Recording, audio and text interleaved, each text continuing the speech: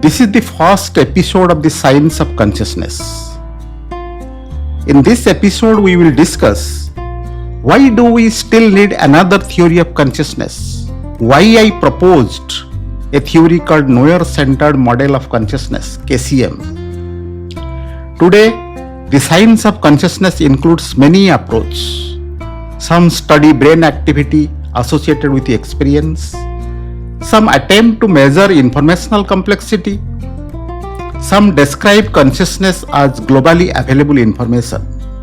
These approaches explain many aspects of cognition. They help us to understand how the information is processed, how perception is constructed, and how the brain coordinates behavior. Yet, a deeper question always remains. Why is any of this experienced at all? Why does neural activity appear as experience? Why is there something it is like to see, think, or feel? Science can describe the brain from the outside, but experience is known from within. We can measure signals, but not the fact that they are experienced.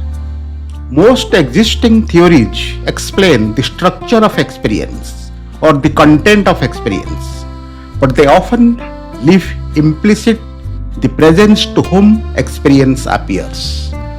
Thoughts appear, sensations appear, perceptions also appear, even the brain appears as something observed and studied.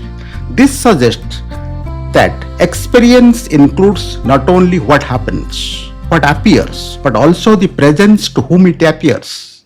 This is the starting point of the neuro-centered model of consciousness, or KCM. KCM proposes that every experience can be understood through three aspects. First, the knower.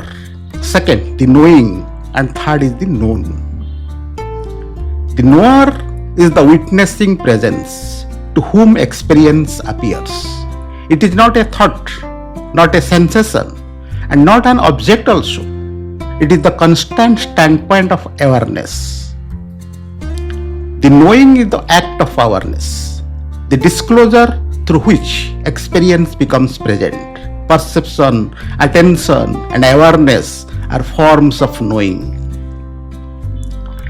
The known includes everything that appears: thoughts, sensations, perceptions, memories, and even scientific description of the brain belong to the category of known.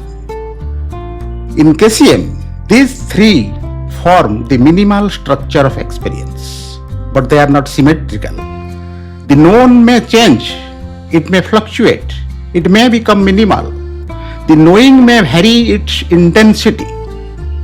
Attention may shift, perception may fade, but the knower remains invariant, the constant presence in which all experience appears. This shifts the starting point of consciousness studies. Instead of beginning with matter and asking how it produces consciousness, KCM begins with the experience itself and identifies the knower as the primary condition. In this view, the brain belongs to the known. It is part of what appears in experience. Neural process may shape the content of experience, but they do not generate the knower. This leads to a different question. The question is no longer how does the brain create consciousness, but rather the question is to whom does the experience appear. The knower-centered model begins from this shift. In the next episode, we will discuss why the knower cannot be reduced to structure, computation, or complexity, and how this distinguishes KCM from existing theories. Thank you.